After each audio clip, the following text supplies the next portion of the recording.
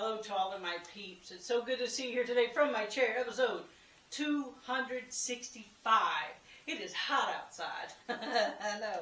Welcome back to the OATL. They call it a hot Atlanta for a reason. So I'm back. I'm inside where it's nice and cool.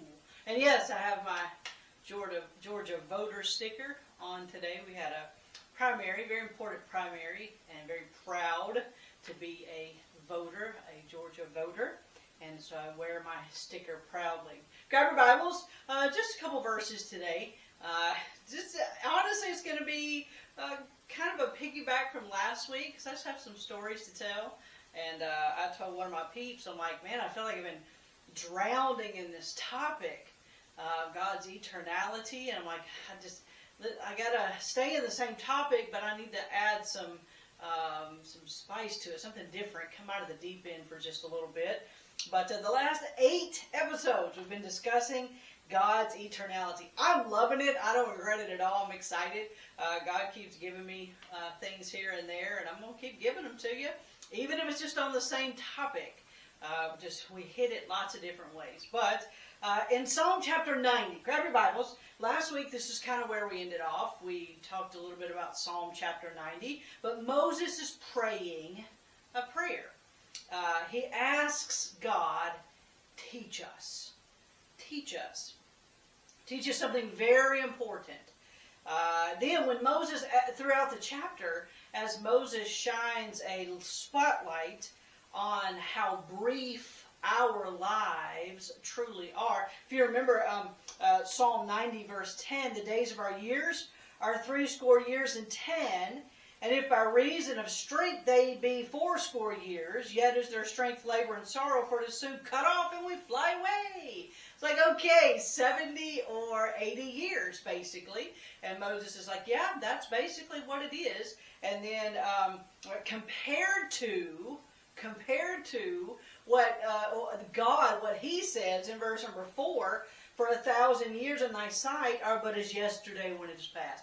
I started studying this a little bit extra. It's not in my notes, but it says, and as a watch in the night. Now, the ancient Hebrews, they had 3 watches in their night, which means about 8 hours.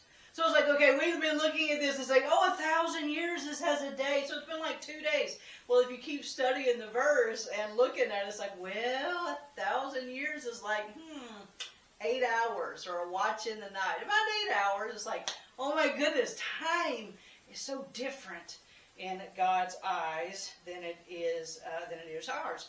God asks us, Moses asks God in verse number 12. So teach us. Teach us what, Miss Edge? Teach us to number our days, that we may apply our hearts unto wisdom. Teach us. Teach us. Lord, please help me. We said this last week. Help me to grasp the wisdom of numbering my days. Remember what we said last week, Psalm 39:5. Our days is in handbreadth. That's it, a handbreadth. That's it. And it's like when you look at that, compared to Psalm 90 verse 2, even from everlasting to everlasting, thou art God. He never has a beginning. He never has an ending. Boy, that looks very, very small, doesn't it? I told you to hold up your hand think about the largest piece of land or a rock formation, wherever you've been, where you just see so much, and then hold up your hand, and the distance, that palm, that's your life in comparison. It's like, wow, what was Moses trying to tell us? What you do with your handbreadth, it matters. It absolutely matters. It matters to God, and it should matter to you, and it matters to me. So we asked the question last week, how should the knowledge that God is eternal change the way I live my life? I've started a little list that I call my mantras, things that I guide my behavior, things that I use to guide my behavior and express my core values, if you will. We said number 1 last week, no matter what happens, I want to live this day well. May I encourage you? We're going to park here for a little bit. Don't be aggravated that I'm sticking with the same topic for a second. But I don't know. I was just musing on it this week, and I wanted to talk about it a little bit more. But I thought, sometimes we need to unpack this. One of my peeps and I, we were talking just a few days ago, and it's like, what does it mean to live a day well? May I encourage you, seriously, no joke. Unpack it for yourself. Assess it. Think it through. We're all in different spaces and in different circumstances and situations of life. So it's going to be very unique to each of us. And I'm going to get to some core things, 2 core things at the end that we can use as overarching themes for it. But I want you to sit down and say, what do I need to do to live this day well? You want to know how I unpack it? It was actually pretty fun to unpack it. Living my day well means that I run the dishwasher twice. Yep, I was unloading my dishwasher, and I wasn't having the greatest of days, and I was unloading it, and I'm like, oh man, you know how you stack some dishes sometimes, and you overstack? Not that I would ever be guilty of that. Okay, maybe I was. I overstacked it, and I'm like, okay, you know what? Ain't nobody got time for this. I'm leaving it. I'm not doing anything else. I'm taking another dishwasher tab. Thank you, Mom. I love you. I took another dishwasher tab. My mom bought my dishwasher tabs. And I threw them in the dishwasher. I'm like, I'm running this bad boy again. I'm not doing this. I don't have time to stand here and wash the few little dishes that didn't get perfectly clean. But that's what it meant to me. To live a day well and not have my space interrupted by having to do dishes, to hand wash them. Run the dishwasher again. Who said it only has to be once? I'm just saying. Living a day well, again, this is all very fresh to me. It means that I drive without an attitude. Take your halos off. I drive without impatience or frustration. You know when you're having those days, and a lot of times it shows up in your driving. You have kind of an attitude when you drive, like, get out of my way. Leave me alone. Why did you do that? Don't pull out in front of me. Why aren't you going 55 instead of, why are you going 40? I want to go 60 because it's 55 and I get 5 more. So it makes me go 60. Come on, take your halos off. You know I'm right. But living a day well means I chill. I calm down, and I know that my spirit is bent toward impatience. And that shows up a lot of times in how I drive. You have to drive with an attitude a little bit sometimes. Living a day well means that I don't argue my point. And that's very hard for me. It's very hard for most of us women, isn't it? I don't waste my time trying to make somebody see it my way. It's like, I'm going to put it out there, and if you don't like it, okay, fine. That's up to you. But I have to live my day well. And in order to live my day well, I'm not arguing with you. I'm not arguing my point. It is what it is, and if you don't like it, I'm sorry. I'll do it in the right spirit and the right attitude, but I'm not going to argue about it. Living my day well looks like keeping my snarky opinion to myself. That's hard. Keeping my snarky opinion to myself. And that is very difficult. Sometimes living a day well means saying no in order to protect my peace. It means saying no. No to a text. No to a phone call. No to an activity. It means saying no sometimes. Not all the time. Just sometimes it's like, if I'm going to live this day well, I'm going to need to say no to talking to somebody that's going to drain me of everything. I need to say no to that today. Tomorrow, it might be better. But I want to live this day well, and sometimes that means saying no. One day, last week, it meant that I drove home. We had a beautiful week last week. It was like, 65 degrees.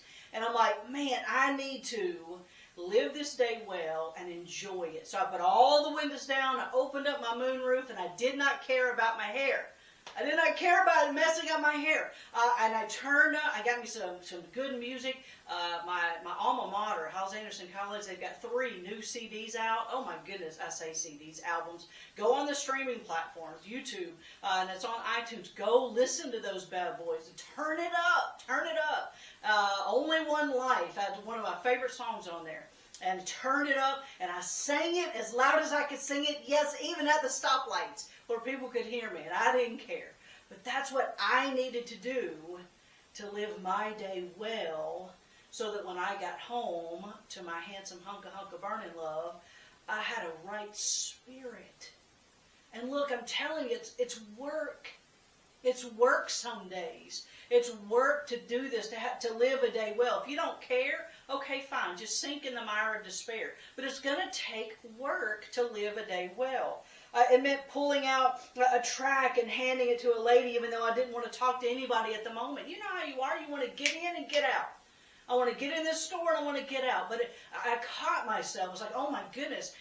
Something that happens in this space for me is I forget my track. I forget to pull out a track, a gospel track from our church. And we're in this campaign of trying to get more tracks out and share the gospel. And it's like, stop. Pull it out and give it. Pull it out and give it, even though you don't feel like talking to anybody. Do it anyway, because it's living that day well. Living a day well, one day, it meant getting out of bed and getting ready. Getting ready sometimes is such a pain. It is such a pain. You just look in there and you're like, oh my goodness, my hair. Oh, it's got to be washed, it's got to be dried, it's got to be curled, it's got to be picked, it's got to be hairspray, and then the makeup. And it's like, oh my goodness, it is so not worth it today. And but sometimes getting out of bed and putting it all together, painting the barn, sometimes that's living a day well. And some days it means choosing a relationship over laundry. That's what happened to me last night. I chose a relationship over laundry. I'm backed up with my laundry. That's okay. It's just clothes. As long as we got clean clothes for today, I can start making it up. But it was a choice last night to take my chair, take it outside, and talk politics with my handsome hunk of burning love. We did. We went through the ballot together, had the best time. Such a wonderful time with him. What is that? That's living a day well. It is making a conscious decision, a conscious choice that I'm going to spend time with him. I'm going to choose this relationship over my laundry, over vacuuming, in fact, even over supper prep. You know, we ate supper a little bit late. Who cares? I had a great time with my man last night. But it's choosing that. It's living your day well. It's making choices sometimes that are uncomfortable, maybe are difficult for you, and definitely sometimes maybe difficult for other people that want your attention. They're like, no, not yet. I need to do this for myself. Now, again, it doesn't mean that you live your whole life selfish. Okay, that's not what I'm talking about. I'm talking about when you have those spaces and those times and you're like, this is just rough. And that's kind of what we talked about last week, just those rough spaces. Look, it's easy to live an easy day well. Oh, that was so much fun. I'm so excited. But some days it's everything you can do not to bury somebody. Come on, let's just be honest. And those days, you can still live those days well, but it's going to take a choice. I was discussing this with one of the dearest peeps I have in the world. We're unpacking this and discussing it, just getting some ideas and things. And we came up with 2 main one-size-fits-all answers. You're like, okay, that's good for you, Miss Edge, but and yes, you do need to sit down and come up with things yourself that help you live a day well. But can I give you 2 overarching themes of one-size-fits-all things to put all this in? Number 1, if you want to live a day well, then decide to live the day with no regrets. Boy, that's good.